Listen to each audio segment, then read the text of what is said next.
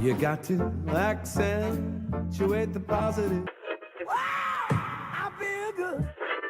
A little bit of feel good goes a long way.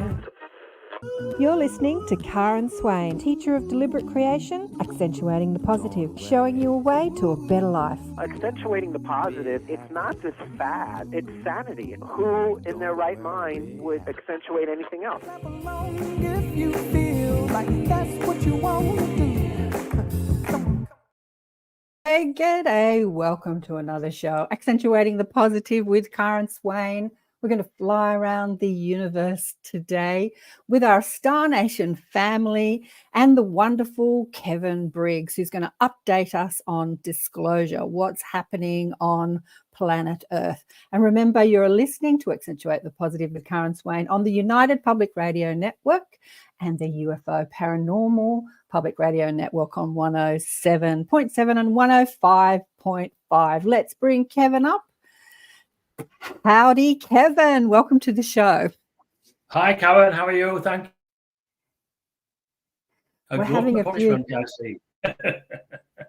We're having a few tech issues, I'm afraid, with the internet. I don't know if it's my internet or Kevin's internet, but he's a little bit not coming up with the signal saying it's weak, but we'll just have to see. I've got a good visual here. You've got a good visual there. Yeah, I've got a good visual here. I can never tell if it's my end or your end. Comments, Shirley's here. Woohoo! Hello, she says. Hello, Shirley. How are you, darling one? Let me tell you a little bit about Kevin. If you haven't seen him before, I talk about Kevin all the time, even on Preston's show when I was on with Preston and Dolly on the Light Gate. I was like, you've got to get Kevin on your show. Has he asked you to come on his show yet, Preston? He's like, a couple of people have mentioned Kevin. Can you hear me, Kevin? Yeah, I can hear you. Just keep freezing. The sound just keeps freezing a little. Maybe you could reset your computer. I'll do an intro. I'll read your bio and you can come back on. Okay, I'll leave and come back then. Okay, leave and come back. Beautiful. It might be his end. It might be my end. But let me tell you a little bit about Kevin. So Kevin, I met Kevin on probably about 5 years ago. I think he reached out to me or I reached out to him. I can't remember now. And I've had him on my show several times and as a guest in the Inner Sanctum. The Inner Sanctum is the online group we do on Zoom so that people get to actually interact with my guests. I usually pick about 12 a year from the year before when I've had guests on the show. I'll pick 12 of my favorite and people can come on and meet them face to face on Zoom, not in person. But so Kevin J Briggs is an author and specialist in consciousness and connection to ETs and UFOs, or UAPs. Really, we should call them our Star Nation family and spacecraft or ships. I think the ET UFO thing is probably more for the mainstream, but I know that this audience is used to this conversation, which is so cool. His book, Spiritual Consciousness, A Personal Journey, covers 56 years of his experiences with his Star Nation contacts and connections.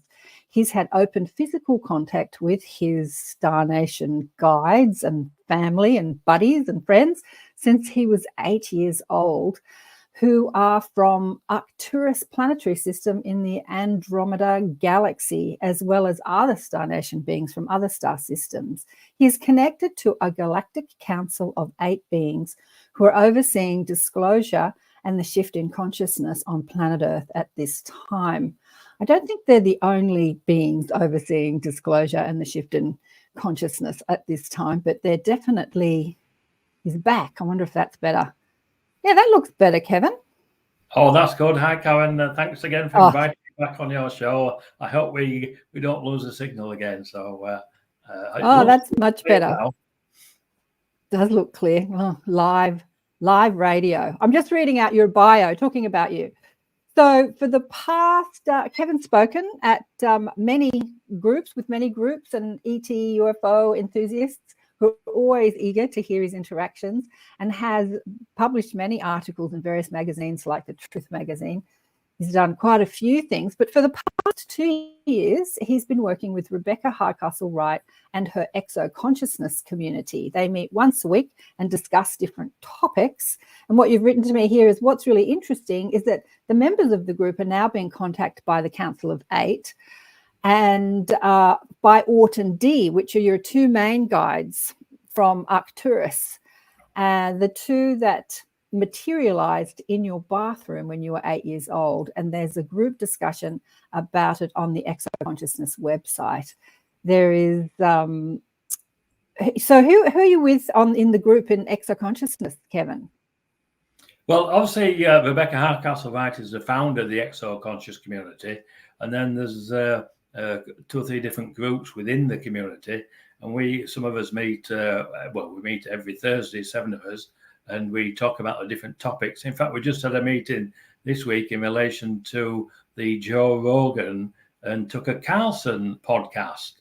They were talking about UFOs, UAPs, and there were 9 million people watched it. So clearly people are interested in the subject. So we were then discussing it from the spiritual aspect, from the exo-conscious human community aspect, because all of us within the exo-conscious community have our own direct contact with our guides, our ETs, and now the Council of Eight, who I met, as you know, when I was 8 and 2 materialized in my bathroom, Orton D, the Arcturians, and then at 14 I was introduced to a further 6. So we now have 8 of the Council of Eight. We've got Orton D, the Arcturians, Anna, a bluebird type being, Zark, he's a mathematician and engineer. He designs propulsion systems. He's from the Pleiades system. And then there's Ra, he's Anunnaki, and he leads the group. And then we have Tag, he's a tall grey, and he tells me he's responsible for not only the security of the Council of Eight, but the security of this quadrant of the galaxy. I wasn't aware that the galaxy was split up into quadrants, but clearly it is. And then there's Chica. He's a mantis being, very old being, very wise, very well respected. I don't know a great deal about him because my main 2 guides are Orton D. And the last one of the 8 is Orla. And she tells me she's an astrobiologist.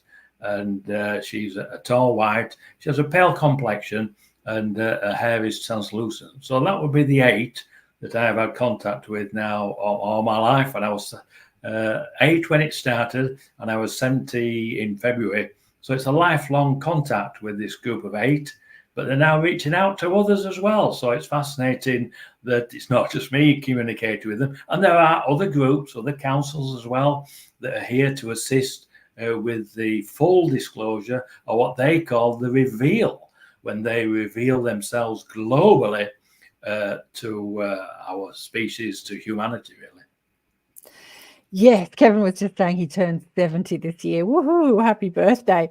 And you know what amazes me is, as you say, you've had contact with physical contact. Like I've got contact with my galactic mob, but I can't say they've physically shown up in my house. I'd like them to, but they don't. I'm like, okay. Yeah, I have. So Orton D showed up physically when I was 8. Right. Yeah. And so then, what's really interesting... we've still got a bit of lag. Sorry, the internet's doing strange things. What's really interesting to me, Kevin, is that you turned 70, as you said, this year, and they showed up when you were 8. And it was only about 5 years ago, was it 5 or 6 years ago, that they actually asked you to make your contact public. Like you said to me the first time I spoke to you on the show, you said to me, I would have gone to my grave and only a handful of people would have known about my experiences or my contact with my Star Nation family and your wife and your brother and maybe a friend or something. And and then they said to you, nope, time to talk. Why do you think they waited so long? So you were mid-60s in the time to like get you talking about this stuff. Yes, it's an interesting question, is that, because clearly I've been educated throughout my life with an understanding of consciousness itself. It's not just about the ETs, it's about who we are as a species and about consciousness and shared consciousness.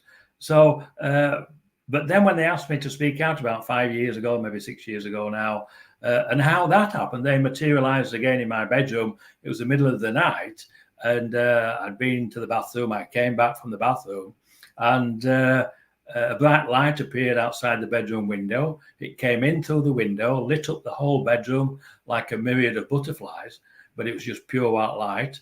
And then Orton D, the two guides from who are Arcturian, from Andromeda, materialized at the bottom of the bed. And after pleasantries, I asked them what was the reason for their visit. And they said, Kevin, we want you to talk about your lifelong interaction with us. We want you to write about your lifelong interaction with us. And I said, well, I don't mind talking about it, but I'm not a writer. And Art said to me, well, Kevin, you will write 2 books, and we will give you information to include in them, and we will continue to guide you and continue to teach you. So that's why I started talking out. And the following day, I told my wife about the visit, and I started writing my first book, Spiritual Consciousness, A Personal Journey. And that's been very successful for me. A lot of people buy it. A lot of people enjoy reading it. And it's many of my experiences, not all of them, but many of the experiences outlining this contact with this Council of 8. So, yeah.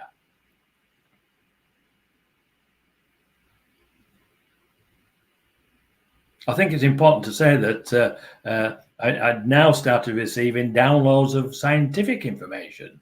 I received a download of the quantum unified field theory, which I knew nothing about. I was sat by my pool, just relaxing, because I live in Florida, and most people have pools here. And I was given this download of information all about this quantum unified field theory. And I said to them, look, you've just given me all this information. Can you show me a craft to show me that it's you that's giving me the information and it's not my own imagination? And the craft appeared immediately. I went inside to get my wife to witness it. She came outside, and the second craft appeared. 3, 4, 5, 7 craft in total. They flew silently and slowly over my head, or our heads. They weren't very high up. And then they changed direction by about 80 degrees and then disappeared sequentially as they had arrived. So again, that was confirmation that the information had come from them, direct as a download. And the reason for that was to explain, or to give me an understanding of consciousness in relation to the quantum unified field theory. And I'm not a scientist, I'm just a regular guy. And then I had another download not so long after that about the theory of everything, just expanding our scientists' knowledge just a little bit further in relation to including consciousness within their own theories, really.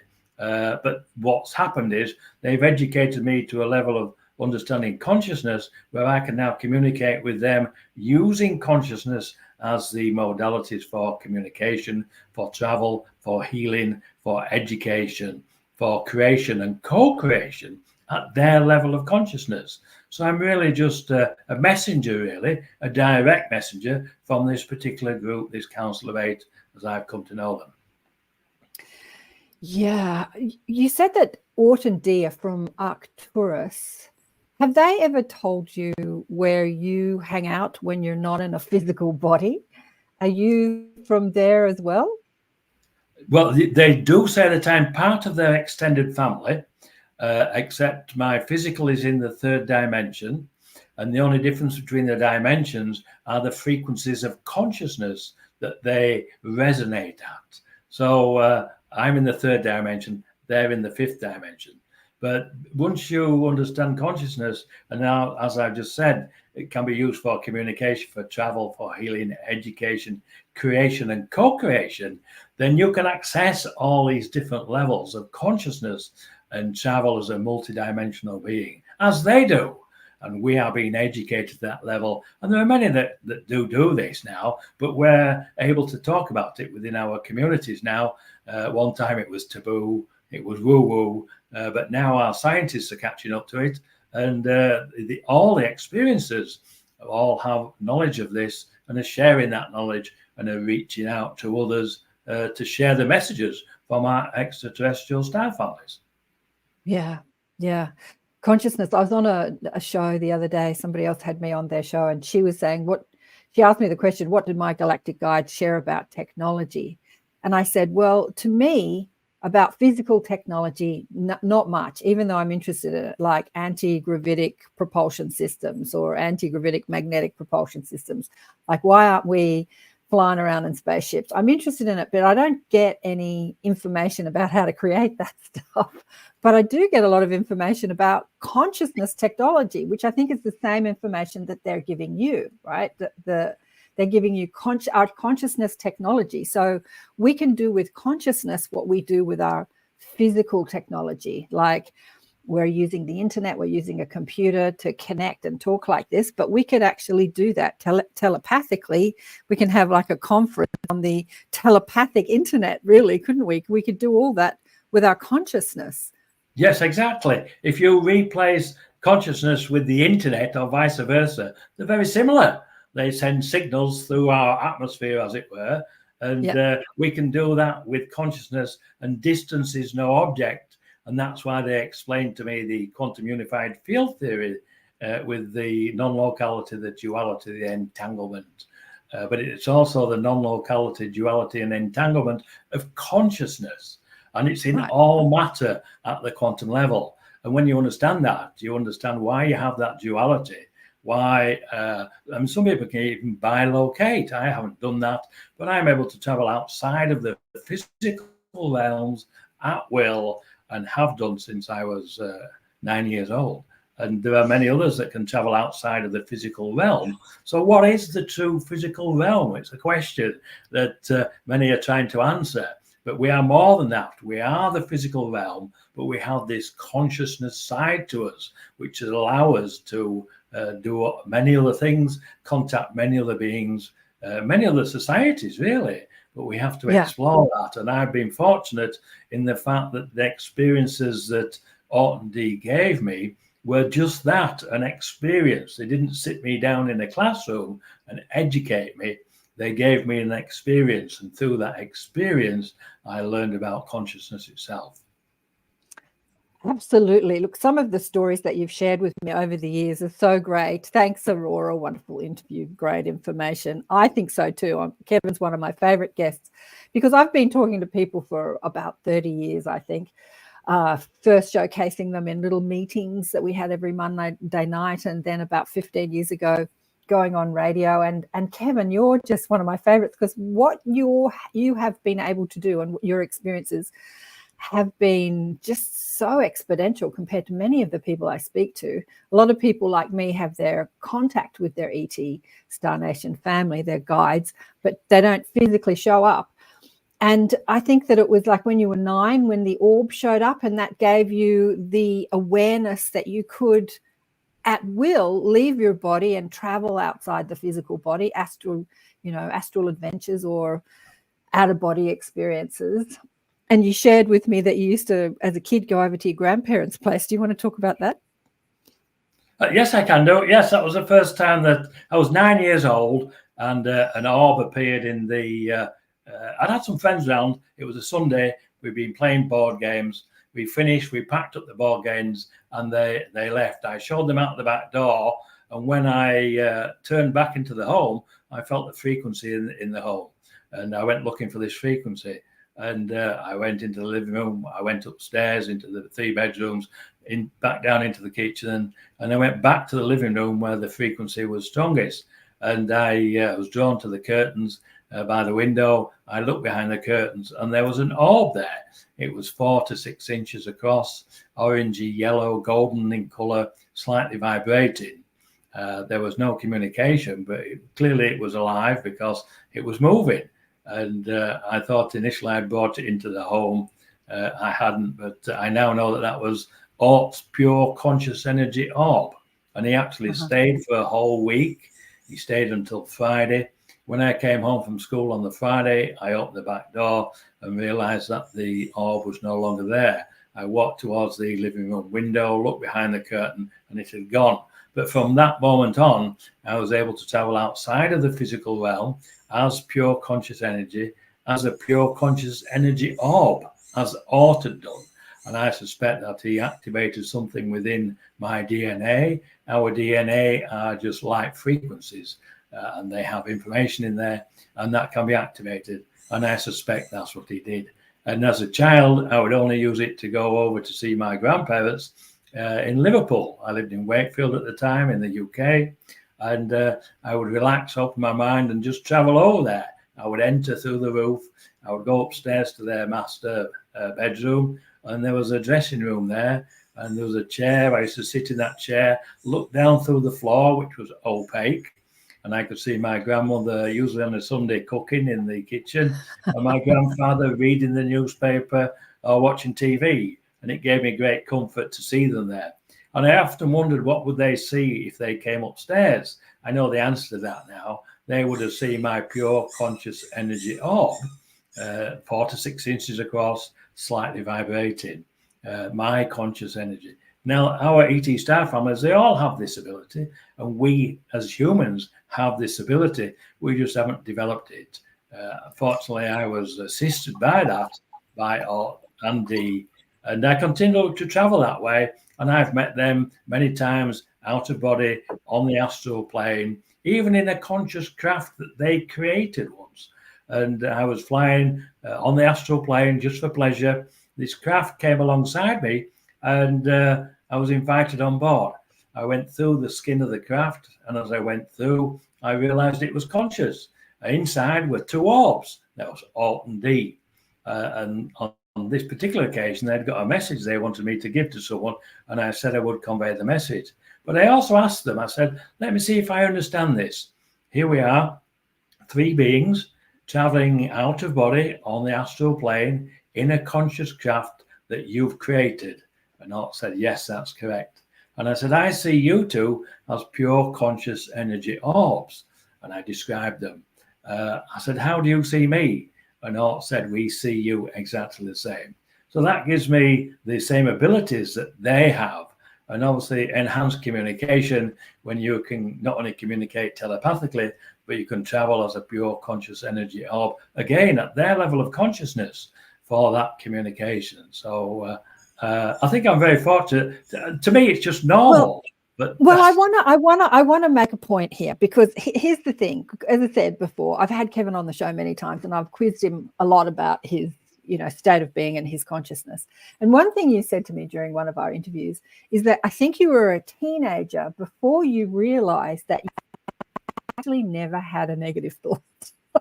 It's like having a negative thought didn't occur to you. So when we talk about consciousness as humans, we are struggling to develop our consciousness because we're rolling around in the mud and the mire and criticizing and judging people and hating, and we're just marinating in negative thinking or fear-based thinking. And here you are as a teenager. I think that maybe other teenagers around you were being, teenagers tend to get sort of antsy, maybe more antsy than other kids, hating and jealousy and all that. So you realized, oh, all these people are so negative. I've never felt like that before. So you were already very conscious, right? Like you were a highly evolved conscious being, not engaging and indulging in the dross that most humans do, right, Kevin? Yeah, you've got an excellent memory, Karen, in relation to that. Yes, you're correct. I had to learn negative thoughts because I never had any, and I thought life was just positive and everything was positive. And so it shows that how our thoughts can create our reality in relation. How they do. They do create our reality. So, but yes, it's fascinating now that I have this contact, and I speak to many groups, and people are very interested in it. And now I've even had a leading scientist contact me just recently and asked me to ask Orton D. Well, that's a huge leap, I think, for our scientific community, whether a leading scientist asks me to ask 2 higher conscious beings, extraterrestrials, whatever label you want to put on them. And he asked me to ask them what they knew about the void. I'd never heard of the void. I had no clue what it was. In fact, I forgot for a couple of days. And I thought, I haven't asked them. I'd better ask Orton D. So I asked them, what information do you have about the void? And they gave me an equation for the void. And they said it was the void of consciousness. And that's where timelines are created and co-created. They gave me an equation with an explanation for it. But then I also realized that when I was about 17, Art came to visit me one day, and he said to me, "Where would you like to go, Kevin?" And just jesting, I said, "I'd like to go to the end of the universe." And he said, "Right." So we set off. He took hold of my hand. I left my body. We went up and up and up and just kept going up and up. I could see the blue Earth getting smaller and smaller. And then we started traveling out through the solar system and just kept going and going and going. And I kept tight hold of his hand because we traveled so far. I didn't know where I was. I was lost. And I said to him, "I hope you know the way back because I am lost." And after a while, we stopped and sat down. And I said to him, "Are we at the end of the universe?" And he said, "No, we are at the end of consciousness. But there's plenty of space out there for consciousness to expand." I didn't understand that then, but I do now. We were at the edge of the void of consciousness. The void of consciousness is a part of consciousness. It's just the divide where creation and timelines are created. Anyway, I conveyed the equation with the explanation to the leading scientist. He understood the equation, and he understood it. I mean, it's just amazing. And as I saw earlier that Aurora, a friend of mine, she now has contact with the Council of Eight. She's channeling portraits of them, depicting their that's energy Aurora. As she sees them. Hi, Aurora. They're fascinating portraits. Well, but within there is the energy. It's just amazing, really. Right. Okay, you're answering a question that I had. So Orton D appeared to you physically when you were 8, but they've appeared to you many times physically. Like when you look at them through your physical eyes, through your outside eyes, you see physical structures, physical bodies in front of you. But yet when you're out of body, flying in their conscious craft, you're looking at orbs. And the question begs, how do you recognize them if you're looking at energy orbs? Can you hear me?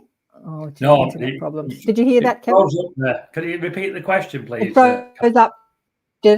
Yeah, when you see Orton D as energy orbs, how do you recognize them? Oh, right, that's a very good question. It's like being one. You know who it is. You know who the orb is. You just have that oneness of consciousness, that one unity of consciousness, where you can create the thoughts and you have the telepathic communication. So you recognize the frequency of who they are. You recognize the frequency. Yeah, like the energy signature. The energy signature. But again, I've had all 8 in my bedroom one evening a while ago. They showed me how to create a conscious craft myself. So I created a conscious craft, and I went looking for the Council of 8, and I couldn't find them. So I came back into my body, and then all 8 appeared in my small bedroom together with a mothership. So I looked up at the ceiling, and I was quite annoyed because I'd been out looking for them. And I said, "Where have you been? I've been looking for you." And all 8 are just in the bedroom, in the ceiling, looking down at me. And they said, "Yes, we know you've been looking for us. That's why we are here." And then I asked them, I said, "Well, how can all 8 appear in my bedroom? And how can you have a mothership here in my bedroom?" And they explained how it was happening. I didn't understand it, but it's in relation to space, time, and dimensions, which they clearly alter using, I suspect, thought and consciousness itself. So, but fascinating that our physical reality is just part of the greater reality of consciousness itself, I'm sure. Yeah, everything is energy. Yeah. And if you can leave the physical behind, you can access all these different levels of consciousness. I guess the physical, like any other thing, is a state of frequency, a state of mind, a state of belief. It's a belief structure. So the other question I was going to ask you about Orton D, when they appear to you physically, and then they appear as energy orbs. Do they have a physical sleeve, like a physical body they put on, like we put on our physical bodies and then leave them at night when we sleep? Or do they create the image through their consciousness of what they look like physically? Yeah, that's a very good question. I know when they appeared in the bathroom, they looked real and physical to me. When they appear in the bedroom, they look real and physical. Now, whether it's a projection or whether if I was get up, could I touch them? I don't know. But they look real when I see them. When the Council of Eight, I met the Council of Eight when I was 14. Now, I could have touched them then because they were in our reality, in our third dimension, and I was introduced to them all. So really, it's transcending these different dimensions, these different frequencies. If you can manipulate these frequencies, you can travel between the dimensions, which you are doing really when you travel outside of the physical realm, because you're leaving those lower frequencies behind and traveling as pure conscious energy. And you can, I know on one occasion I went to travel to another planet. I created a conscious energy craft. I went to the planet. I went to Andromeda out that way. And I found this planet and I circled around the planet and it had clouds on it. And I wondered then, if I went down through the clouds, would I be seen as a UFO? Because I'm in a conscious energy craft as a conscious energy orb that I've created this craft and I've flown to another planet. So will they see me as a UFO? I suspect so. And I think there are both conscious craft, physical craft, there are physical beings, and then there are conscious beings that are traveling as pure conscious energy. But because they have the ability to do all of these, it could be any of those that we are seeing in our physical realm, or just outside it, or at a higher, slightly higher frequency. Yeah. There's so much to learn about all this stuff. There's so much to learn. So this is something that's fascinated me for a long time. Somebody else that I've had on the show, Garnet Schulhouse, I had a spirit guide turn up as a physical homeless man, and he could touch him and see him as physical and smell him because he said that he smelled like a dead fish or something. So he had all the physical experiences going on, see, smell, touch, hearing, he could hear him. But then his spirit guide, Albert, revealed to him later that he was the only one having that experience. No one else could see him.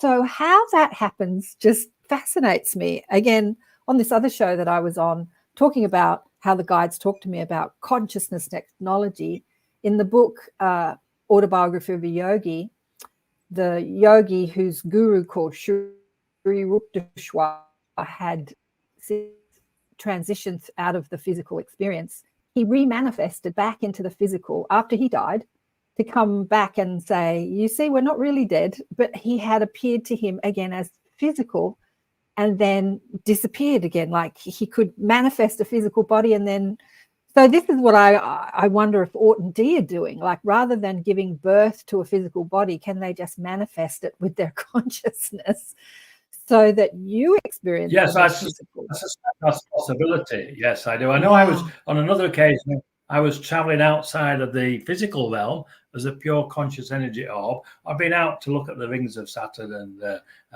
just out through our local planets, really. And I was coming back and I materialized on a small craft, and the craft was transporting minerals from the Earth to the moon. And there were two greys flying this craft. They looked round at me and said to one another telepathically, "What's he doing here?" So really, I'm in two places. My physical body is at home in the bed. My conscious energy is in an orb, but then I materialize on the craft as a physical being. They see me. You did? Yes, I did. And then I said, "I'm sorry, I shouldn't be here." And I left. So I have that ability that they have in relation to accessing those levels of consciousness, but then materializing as a physical being. So that's what they do. But then when I came back into my body, I entered my body, I woke up, there was a tall grey stood there. And he came to warn me not to interfere. He was more like a policeman type or a military type, but he warned me not to go there and not to interfere. But then he disappeared and a reptilian appeared, and he didn't like the human race. He thought we were inferior, but he was curious. He wanted to know how a mere human being could travel outside of the physical realm, materialize on a craft, and understand telepathic communication. So that's why he came. He didn't speak, but I knew what he was thinking, and he was ambivalent to the human race. He didn't like us. We were just like ants to him. But he left. But it was a demonstration that we can, I suppose, bilocate. If you separate that consciousness, once you've separated that consciousness, it can become material again at these different levels. So I suppose that really answers your question, really. I hadn't thought about that before, but that experience would explain that. And again, that's how they teach me, by giving me experiences of shared consciousness, shall we say. Shared consciousness. Yeah, the reptilian thought we were like ants. Yeah, I can understand that. But he couldn't figure out how you did it, being a measly human. Doesn't he know that there are all these ETs here on Earth in human bodies that know this stuff like you, Kevin? Like there's lots of you. I'm sure they are. I've come to the conclusion that I think some ETs materialize as physical form. Absolutely. Yeah. And without a doubt. So, and some people can recognize them and some people can't. I know some people can see the auras of people, and depending on the aura will depend on who. So there's a lot that we can still learn. There's huge amount that we don't know. Oh yeah, God. So we just have to keep exploring these avenues, really.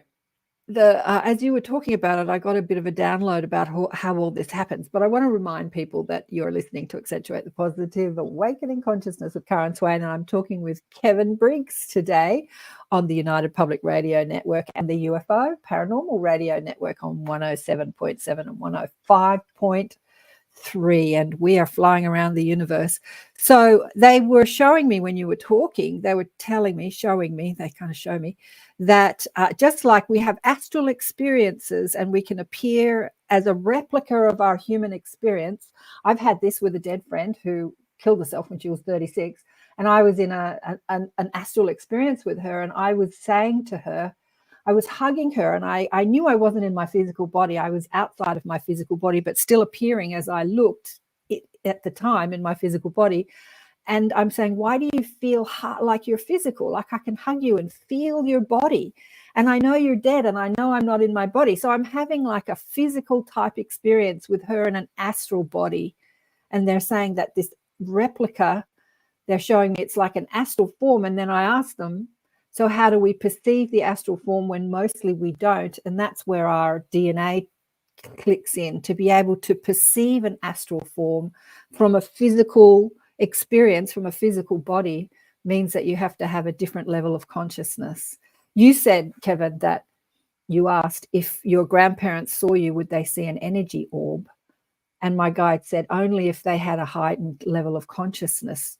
Otherwise, you would appear in your energy body as invisible to them because they can't perceive it through their physical perceptual experience.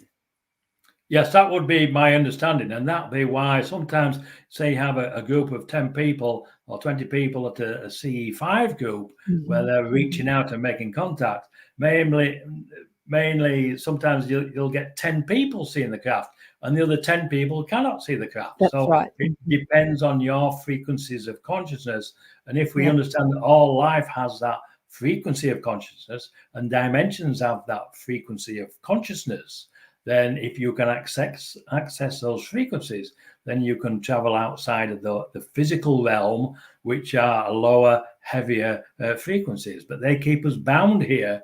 And I'm sure my brother's, he doesn't have any of these abilities traveling outside of on the astral plane as I do. But I'm sure I wouldn't if it hadn't have been for Orton D. But then they educated me, and I'm no different from anybody else. I'm sure we can all be educated to this level of understanding and to expand our greater reality, to include the higher conscious beings, to include the extraterrestrials, to include the craft that are flying around in our atmosphere all day long. We don't see them because they're at a higher frequency.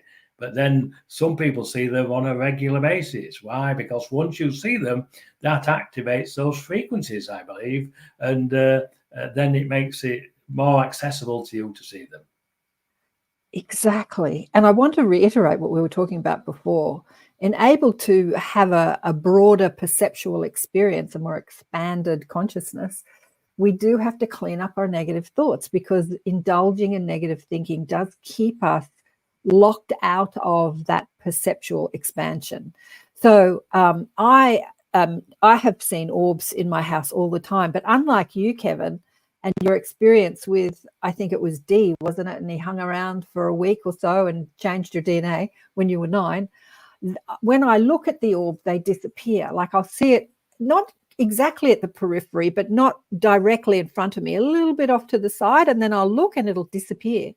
The other night, like the night before last, I'm in bed watching television, and right next to the television, I saw this orb, and it was like sacred geometrics. It was golden and blue and white, and it was moving, like folding in on itself, like a star tetrahedron. And when I saw it just again on my periphery, because I was looking at the television, and when I looked at it, like, whoa, I lose it. I don't know why I can't see it when I look directly at it. Maybe I've got to clean up my negative thinking more, Kevin.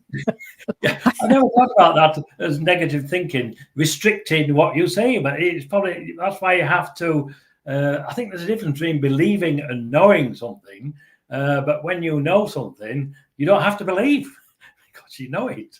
And Right. It might be as simple as that. Perhaps words, knowing, knowledge are all frequencies. So if we have the words and the knowledge, then those frequencies allow us to access higher levels of consciousness, higher frequencies.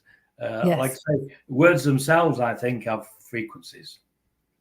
Yes. Well, the belief behind the words, absolutely.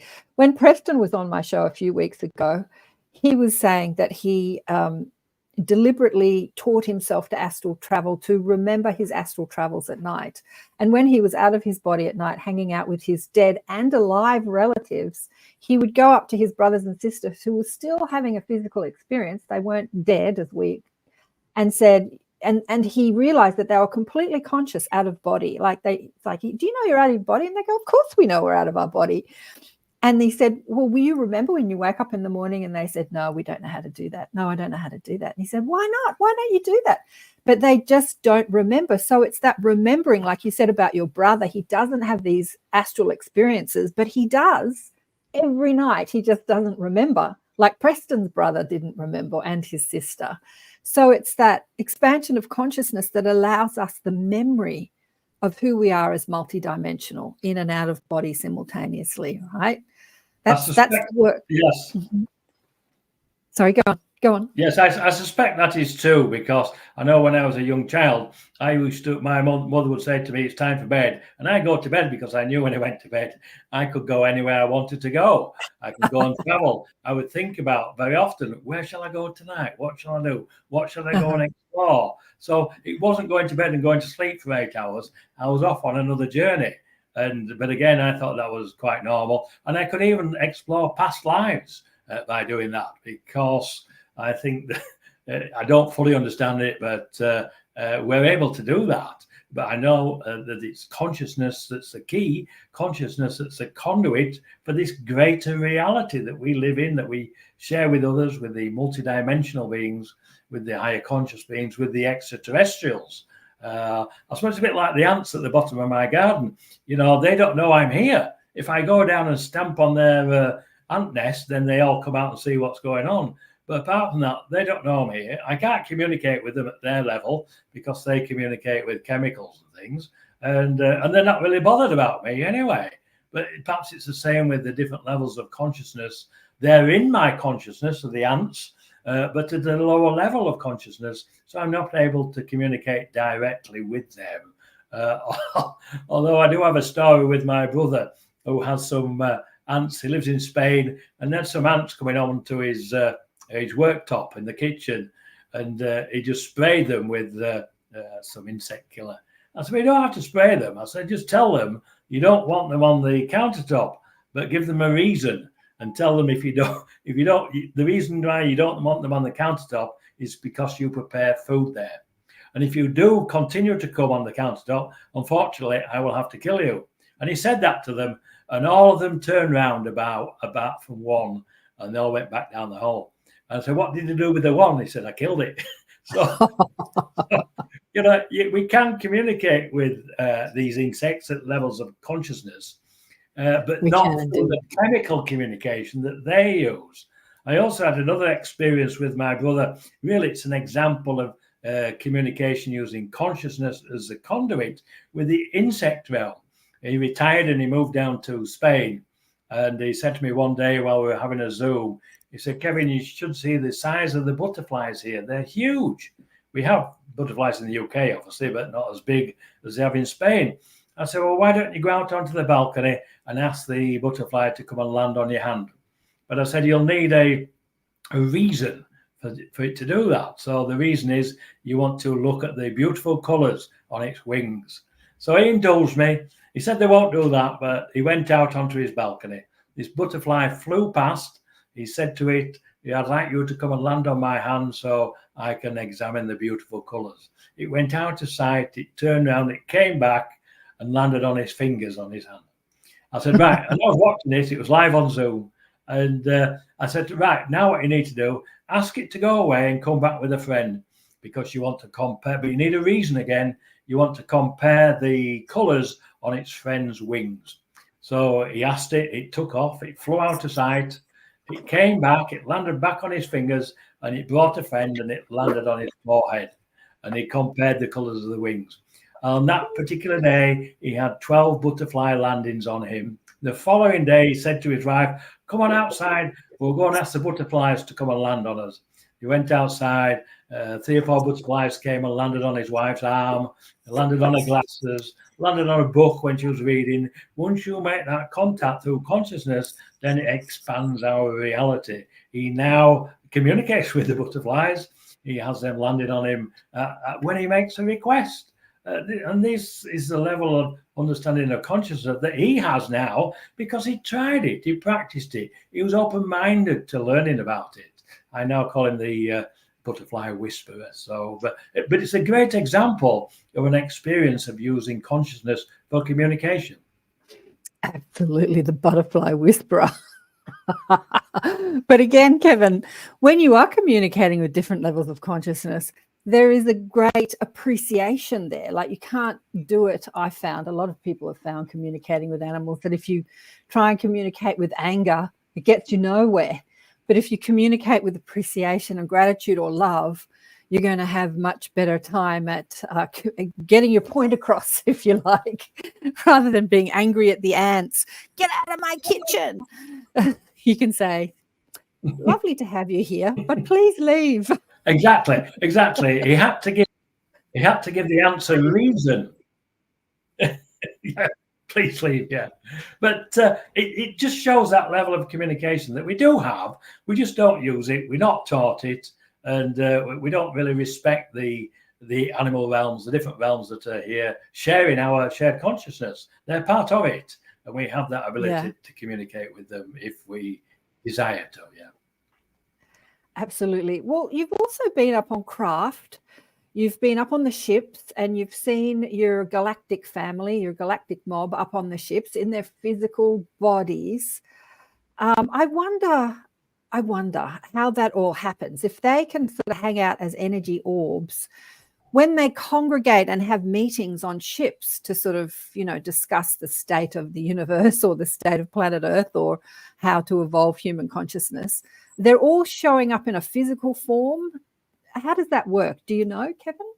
Yeah, I think it's both. I think they have the physical craft, the nuts and bolts craft, and then they have the conscious craft that they can create. But that's from a different realm. That's from the out-of-body realm, from a higher level of consciousness. But they can travel that way as well. I suppose, like me, I can go into an aeroplane and fly in an aeroplane in the physical aeroplane and go from A to B.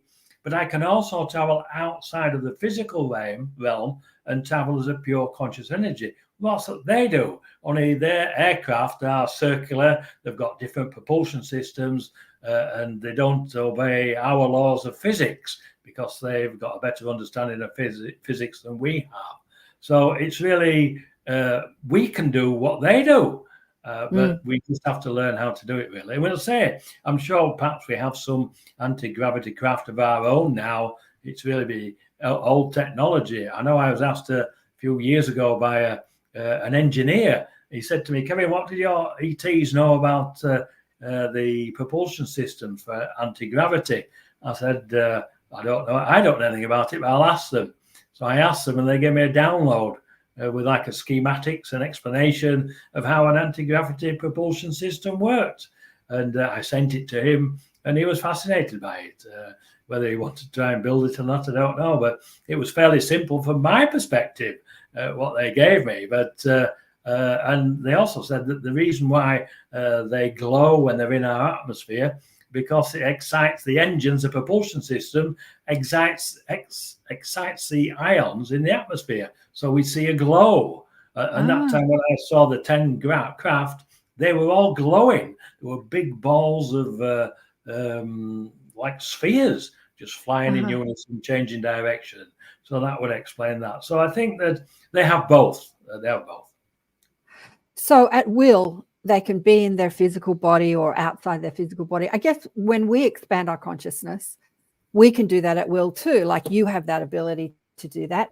Another story that you mentioned on a show we did once was when you were a kid and you were bored on the bus, you used to just pop out of your body and fly behind the bus.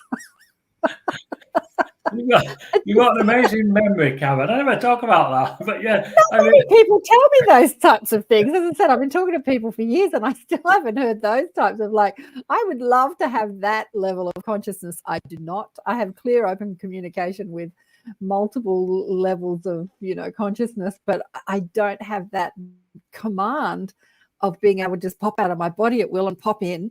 But I guess the ETs do. They have that command. They can pop in, pop out.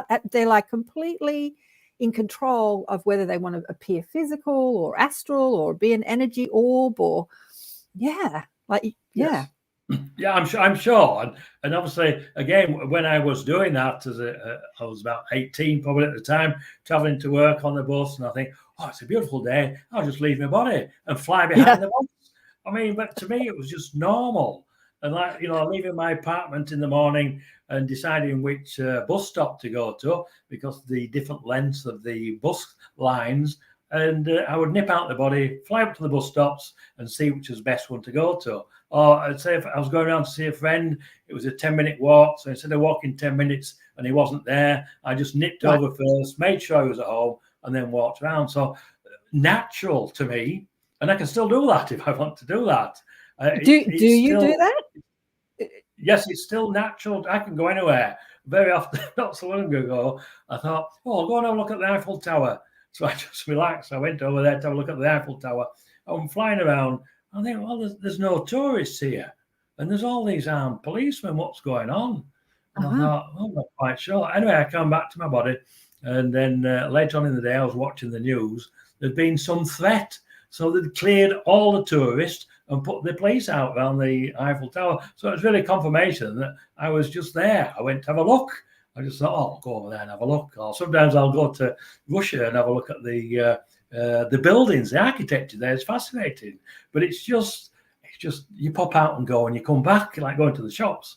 But let me ask you this, Kevin. Are you actually leaving your body and flying in your astral form, or are you projecting your consciousness? Because that's two different things. Because I know how to project my consciousness and go and look anywhere in the world, but I'm still sitting here in my body.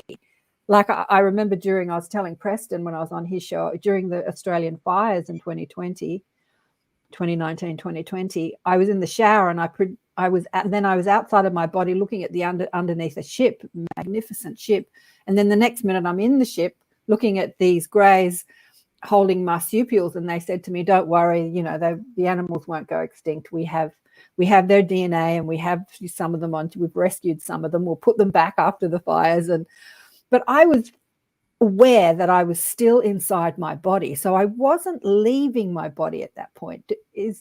What's the difference when you Okay, well, I can explain really. Okay. I consider it like 3 different levels of conscious frequencies.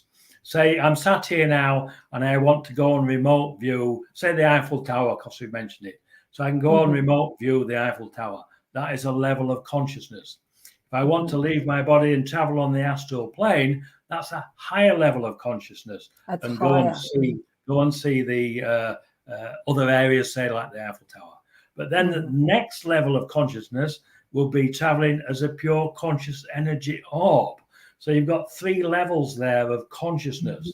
And then above that, you've got consciousness that you can use for creation. So I'm able to create a conscious craft, travel in that conscious craft as a conscious orb. And when I first did that, I was a bit frightened because I saw what I thought all these stars were flying past me, and they weren't stars. They were galaxies. I was really traveling at the speed of thought, I suspect, and I ceased the experiment. So then I designed a interface thought navigation system. So where I think, I go, and integrated it into the conscious craft. So now I can travel in a conscious craft as a conscious energy orb. So that's the next level of consciousness, utilizing the communication, the travel, the healing, the education, creation, and co-creation. There are many levels of these, of consciousness itself. And again, I've only been able to do this because I've been given examples with Orton D. Well, you've been given examples, but did they, like, if you were going to teach somebody how to raise their consciousness so that they could do that, what would you teach them? What would you say to them? Or what did Orton D say to you? Okay. Oh, you're putting you on the spot now. Well, as I said, they didn't sit me down in the classroom. On one occasion when I met them on the astral plane, Art said to me in this conscious craft, he said, Kevin, why don't you travel further? And I said, it's all right for you. You've got D to travel with. You've got a conscious craft that you've created that you travel in. I said, it's okay for you, but I can't create a craft. He said, and Art said, well, why don't you create your own conscious energy craft? I said, well, I don't know how to do it. He said, use thought and consciousness. So that evening, I thought I would try that, and I did. I created a craft, but I didn't have a navigation system, and I nearly got lost, and it frightened me a little bit. So I created the thought interface navigation system, created a new craft, and now because of that, I can create conscious energy craft and go and travel as a pure conscious energy orb. Just exactly what they do. Only I'm doing it as a human species, a human being, and they do it as Arcturians or Greys or tall whites or whatever. All these different species have these abilities, and we have them. We just have to learn how to use them. Yes. I'm chatting with the mob as I'm talking to you, and they're telling me things. I'm saying things like, if you've got the ability to travel in different dimensions as an energy orb or an astral, why would you want to have a physical? And they said, oh, wow, physical experience is so fun. It's so extraordinary. It's wonderful having physical experience, no matter what planet you're on, whether you're on Earth or in a ship or on another planet.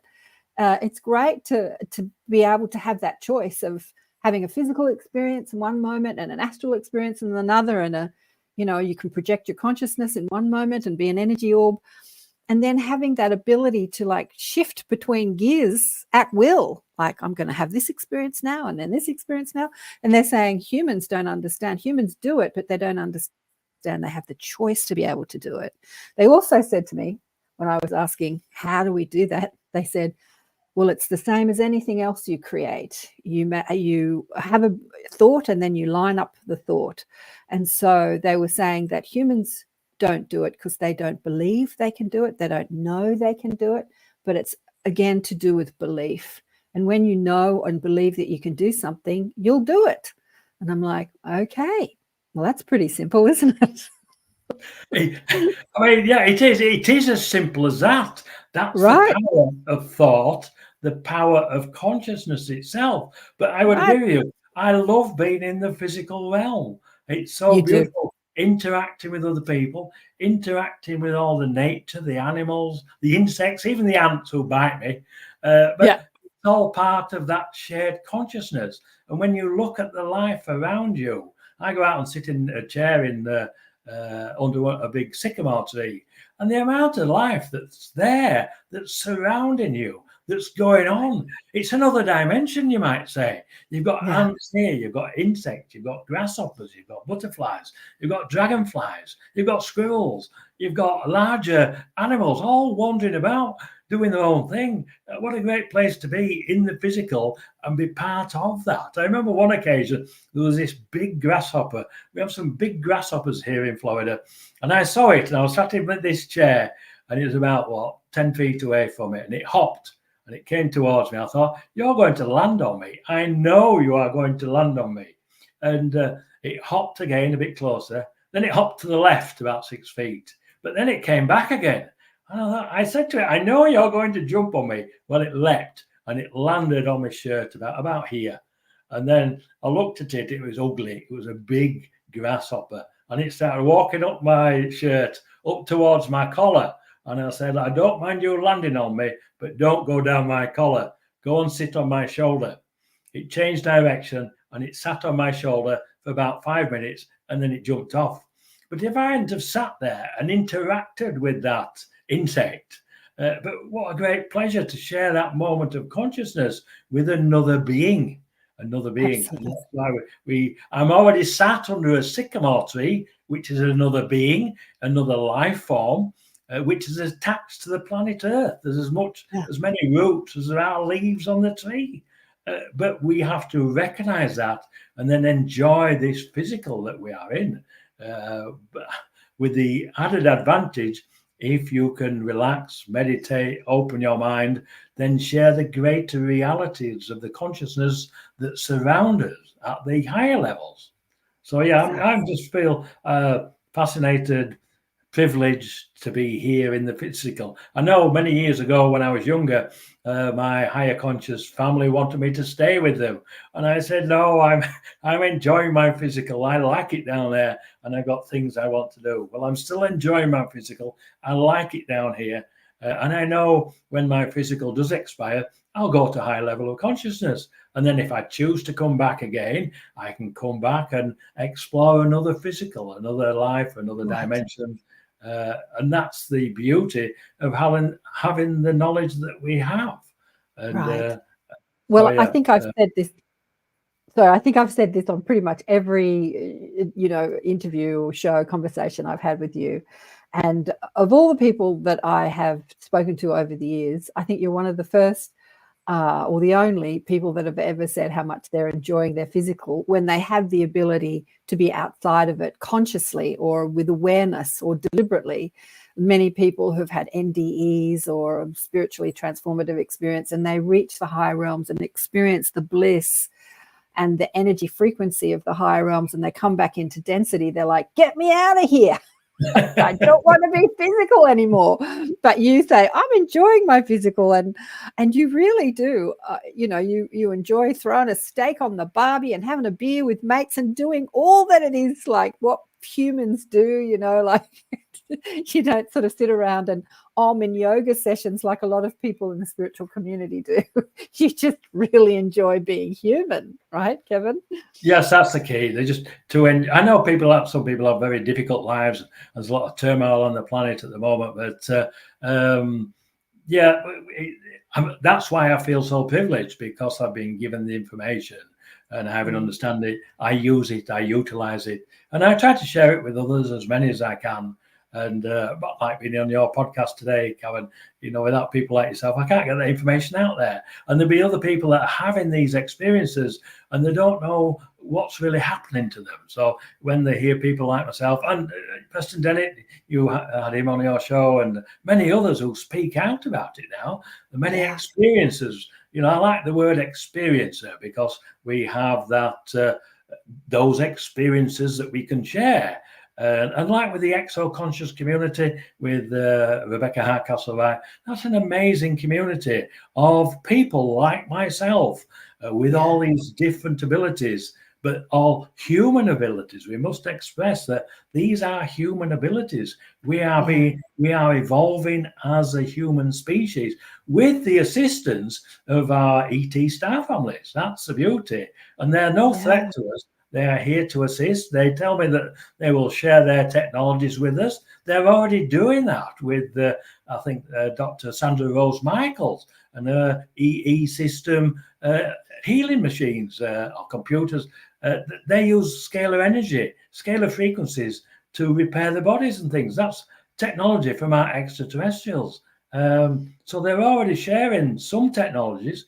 And when we have open contacts with the reveal itself, then they are willing to share more technologies with us to enhance our human life here, to protect our planet, to help with the pollution that we are causing, with new technologies to help clean it up. So they are exciting times ahead if we open up to the fact and accept their help and assistance, both in learning about consciousness and then learning about the extraterrestrials. So absolutely. You know, I had this epiphany just then as you were speaking about consciousness. When we're physical and then we expand our consciousness or awaken our consciousness, we have that deliberate choice to be physical, non-physical, astral. You know, we can have that choice of experiencing different experiences.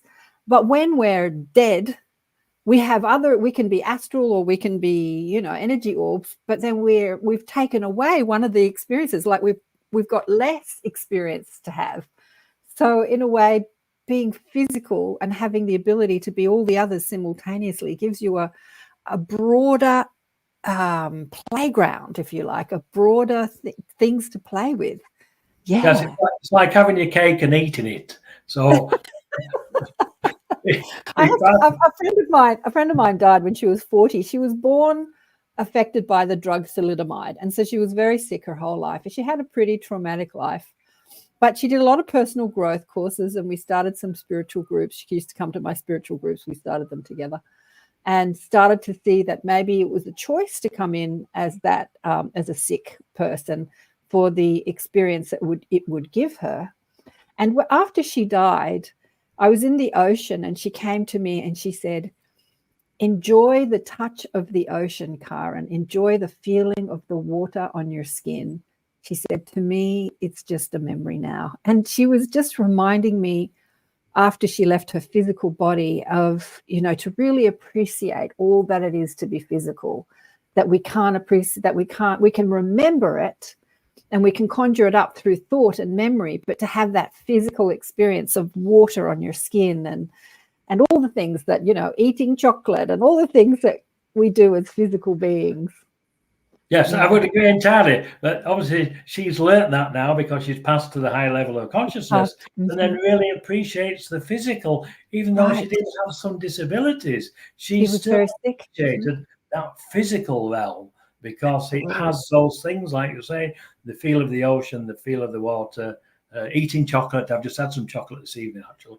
So, simple things that give us simple pleasures that make us happy. And they don't have to be expensive pleasures. Like I say, I can sit in that chair in my yard for a couple of hours and it's free entertainment. You'd be surprised at what's going on out there. There's all sorts, there's big parties with all the insects and things. And just amazing. Yeah, it's an amazing realm, the physical realm. It offers a lot of trauma to experience, but it offers a lot of beauty. And and I just want to remind people that you're listening to Accentuate the Positive Media. That's what ATP stands for, with Karen Swain. And I'm talking with Kevin Briggs on the United Public Radio Network and the UFO Paranormal Radio Network on 107.7 and 105.3. I think it streams out of New Orleans and different places all over the world. We're streaming on Facebook and Twitter and all over the place. So this is an interesting question from Kansan. Kansan, I don't know how to pronounce your name, Lee. I hope I'm not butchering your name. Do you believe things like binaural music could heal the physical body? What do you think about that, Kevin? Well, yes, certainly frequencies can heal the human body. When you think that our cells they have their own frequency, and if the frequency is out of alignment, then you get disease cells. And I think that music is a great healer in itself if you reach the right frequency. And look how music makes us happy. I mean, there are many different types of music. And I know many years ago, I read about the Rife machine. Dr. Rife, in 1930s, I think it was, he developed a machine that had sound frequencies. And then he resonated these frequencies at tumors, and the cells vibrated at a certain frequency, and then they burst, killing the tumor cells. Well, that in itself is using a frequency of sound.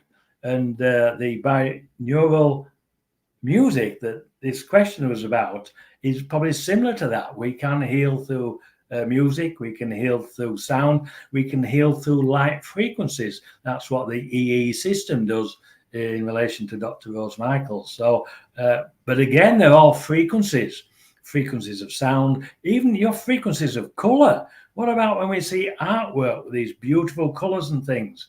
Then that's healing. The energies come out of the artwork, out of the colors, out of the energy of the colors, the energies of the rainbows and things. It's all frequencies, and we can absorb those frequencies and keep ourselves healthy. I think Dr. Emoto did a lot of work with water itself. I think he's passed now, but he said water had emotions, it had memory, and it had healing abilities.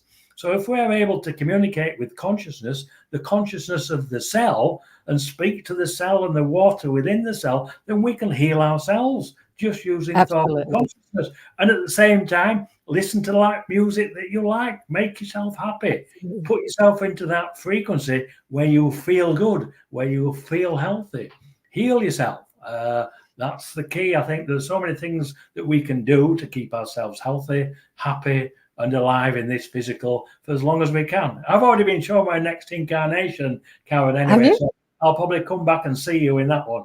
Are you a man or a woman? I'm a man, yeah. And you're a man on Earth. On Earth, yes. And I meet my future wife in Brazil, believe it or not. So yeah, I'm not sure why. And is it the same wife you've got now? Same soul of the wife you've got now? It's the same soul, yes. Nice. Oh, that's so cute, little team. I don't know why they told me that, but yes, it's the same soul. I don't know whether Sandy would be too happy with that, spending another 40 years with me, but she loves it. Yeah, absolutely. I want to reiterate what you're saying. Yeah, it's our belief. Our beliefs create our reality. And it's interesting if you do something like binaural beat music, or get in a med bed or an energy, a healing thing, or go to a healer or a chiropractor or a doctor, or anything that you reach out to for healing, or change your diet, or take your vitamins, or take your drugs. If you're not lined up with it, and you're not lined up with health, it's not going to work. To me, our allopathic system, it amazes me that so many people reach out to the allopathic system to heal, and we ingest poisons and we heal, even though we're ingesting all this poison, because we believe in it. We believe in the doctor and his expertise and his education. And a lot of people don't heal, probably the majority. But it's amazing to me how powerful our beliefs are. So whatever we attempt, whether it's meditation or some external thing, if we do it with alignment of health, we can heal anything, right, Kevin? Oh, I think without a doubt, yes. I mean, I know I'm 70 now, but I'm perfectly healthy. I don't take any drugs. I take a vitamin C every morning because my wife makes me. But apart from that, good on you, Sandy. I don't take anything, So, but that's because it's the power of thought, I'm sure. And if I do become ill, then I ask for help from the higher conscious beings. Quite a few years ago, I had a couple of moles on my left elbow and one on my right wrist, and I had them for many years, and they never give me any trouble. And then all of a sudden, they started itching, cracking, and bleeding. And I Googled them. and it showed the exact same things and said there was skin melanoma. So I decided that evening when I went to bed, I would ask my ET guys if they could remove them. So I said to them before I fell asleep, because it's always a good time to communicate, could you please consider removing the melanoma on my left elbow and the one on my right wrist? If not, I will have to go and make an appointment tomorrow to see my regular doctor. So I went to bed, I fell asleep. I woke up in the morning, the 2 melanoma on my left elbow completely disappeared. The one on my right wrist had a slight red line around the periphery where it had been, and that disappeared by lunchtime. So, but obviously I had to ask. They wouldn't have done that without me asking. But again, when you've got that help and assistance, because you have an understanding that there are things that we don't understand. And there's a whole chapter on healings from the extraterrestrials in Beyond Humans by Ray Hernandez. It's a fascinating chapter. And there are many people that get healed by the extraterrestrials because they ask.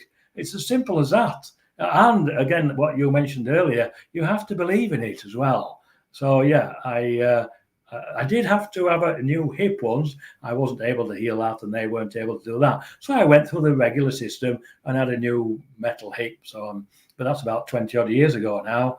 So I'm bionic now. So yeah. So you're bionic. But apart from that, you get the odd sniffles and sore throat and things, but they heal quickly because you're positive and you enjoy being. Well, I have to say I've had many healings, many healings, simply because I've asked for it or I have witnessed it happening with my consciousness. I just go in and sort of put light in there and just watch what happens. But there are some things that don't shift, that just don't budge. So it's not everything. Like the moles, I get the moles. Like I've got lots of moles, and I say to them, "Can you just remove those moles?" I've been thinking about it for years to have them taken off. And they don't go. So, but they're not, they're not sick. They're not cancerous. They're just moles that I don't want on my body. And they're not going to take them off. Maybe that's a vanity thing more than a sickness thing. We've got 15 minutes to go. Have you got anything sort of pressing that you want to share with people before we wind it up? And Kevin's also going to pop on Zoom with us after the show. We're going to have a meeting in the Inner Sanctum, which is the online sessions that I put on. So if you want to meet Kevin face to face, I've sent the Zoom link out to my email list, and hit me up on Messenger or hit Kevin up on Messenger. He's got the Zoom link and you can pop on Zoom.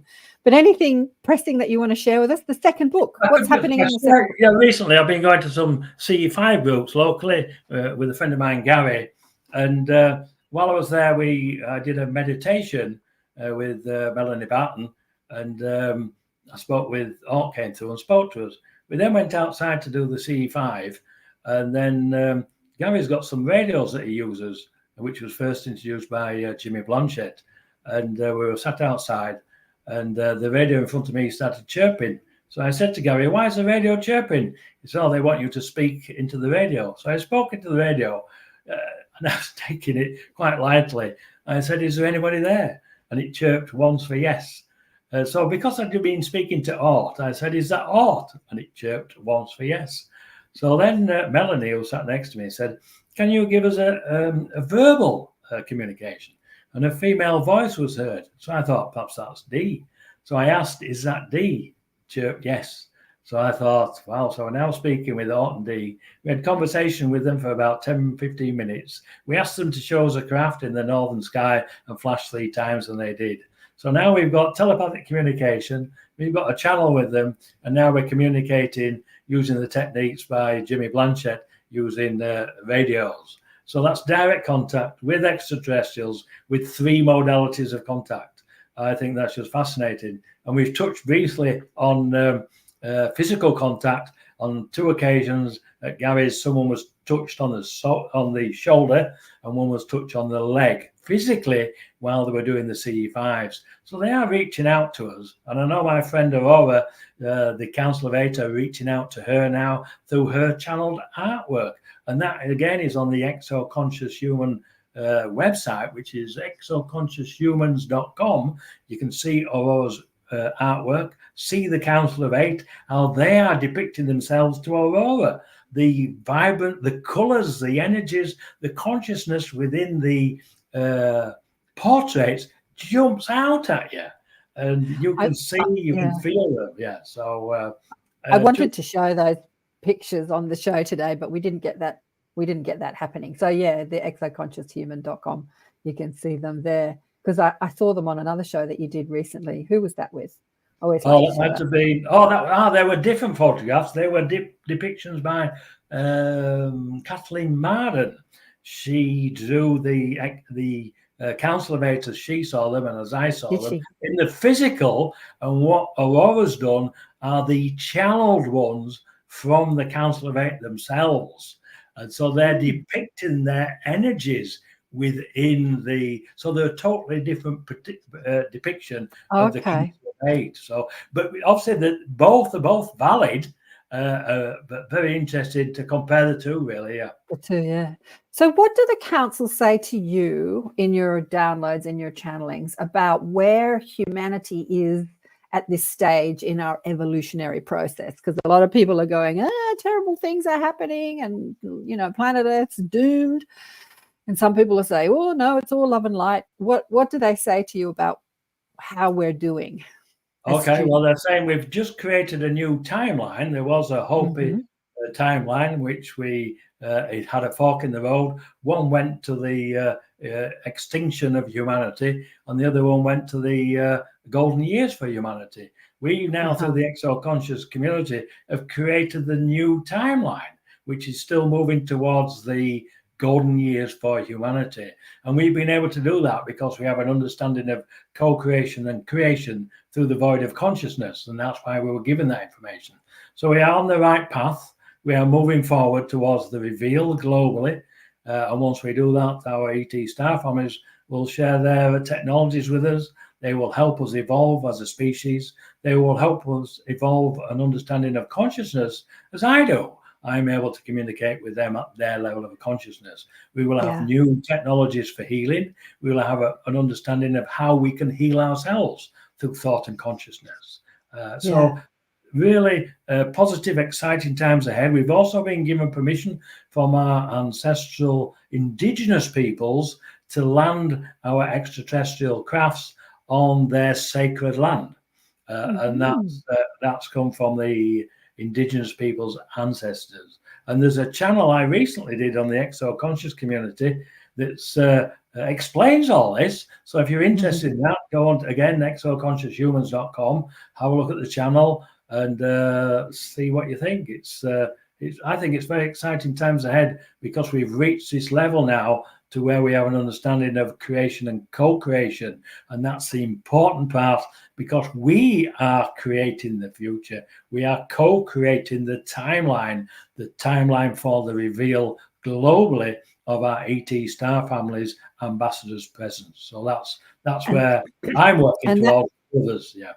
Yeah, that's coming up so fast. I mean, I know that a few years ago, your guide said that there was going to be a reveal, and you went to New York, and it didn't exactly happen the way it was supposed to, but there was some test that they were doing with you, like, if we give you instructions, will you do it, or something? I can't remember how that happened. Yes, I remember that. I was given a date and time. They wanted to meet with our United Nations in New York. Right.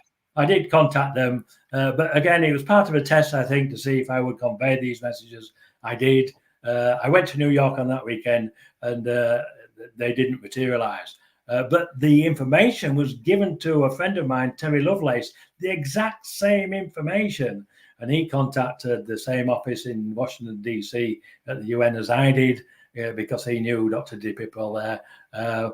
So the information, and very often that happens, we get confirmation of the information from two sources. Otherwise, it's just one person saying these things. And on this occasion, it's been like my downloads. Carrie McLeod now of the exo-conscious community, she's got all the same scientific downloads that I have from the Council of Eight. And again, that's confirmation that we have direct communication from this council. And there are other councils here, other beings that are helping to assist with our evolution. And that's what's happening. So again, I'm very excited for the future, and I don't think it's going to be too long because we've only got a few minutes. We've only got a few Okay. minutes left on this live show, but we're going to continue the conversation on Zoom for a little while after this, if you want to join us. But you know how you said that you were shown your next incarnation on Earth. Obviously, it's in a time in the future where there's been some. What does the Earth look like then? Like, what's life on Earth look like in the not too distant future when we do expand our consciousness? Well, it looked very much the same. I don't think it's too far in the. I hope it's far in the future. That means that my lifetime is going to be shortened. But nothing had really changed in respect to except the fact people were happy. Where I was in Brazil, there was a large celebration. People were happy, and that's where I met this new future wife to be, as it were. But I was shown that it was Sandy's soul. So that's all I saw, really. I didn't explore the planet. It was just this small celebration of people who were happy. And I met this. You don't. I guess you weren't told what year it was. No, they didn't tell me the year or when. But from the location, it didn't look, like 10, 20, maybe 30 years in the future, possibly. It didn't look too far off. Yeah, you're coming right back. One of our members of our Inner Sanctum group left her body in December last year, and we were channeling her on a show recently. And she said she had a really tough life. She was sick and she was homeless and poor, and she had a really tough time. She said she can't wait to come back here. She's not even going to be born as a baby. She's going to come in as a walk-in. And it was funny, the message that was relayed to was to a psychic, Sandy, that was contacting her in spirit. And Sandy had actually never heard of walk-in. And she said, she's saying something to me that I don't understand. She said, is it possible to come to Earth and not be born as a baby? Like, come to Earth as a human? Like, how does that work? And it's like, yep, as a walk-in, one soul leaves, the other one takes on the human form. Like, thanks, I'll take that body. And she just can't wait to get back. So it's interesting with all the dilemmas that we're going through on planet Earth. Lots of spirit, whether they've been here before or they've just come for the first time, can't wait to be here. So good times are coming, Kevin. Good times. Community, connection, psychic ability. Yeah, lots of community. Because it sounds like that when you're in Brazil, you're in a community. Yes. Oh, yes, without a doubt. Yes, I'm actually there on a stag do, believe it or not, with a group of male friends having a stag do. So that's about all the information I've got, really. But I hope it's not going to be soon. I hope I want to live until I'm 95, because my grandfather lived until he was 94. He was fit and healthy, and obviously until he died. So I want to outlive him and live to 95. So that's my goal. That's what I'm working towards. Oh, beautiful. Well, we've got 2 minutes left. Anything you want to say to people before we end the live? No, I think I've covered most of the things. I'm writing a new book with a couple of people from the exo-conscious community, and I entered a competition last year, the Robert Bigelow Evidence in Life After Human Physical Death, and I'm going to include that essay that I entered into the competition. I didn't win the competition, but I was allowed to enter it, and so I'm going to publish that along with some other things with Karen and Aurora. And what's the new book about? About consciousness, really, about updating to where we are, and about the Council of Eight and communication using consciousness. So yeah, it should be very interesting. Fabulous. Does it include any of your stories like the first one, or is it more technical? I don't know yet.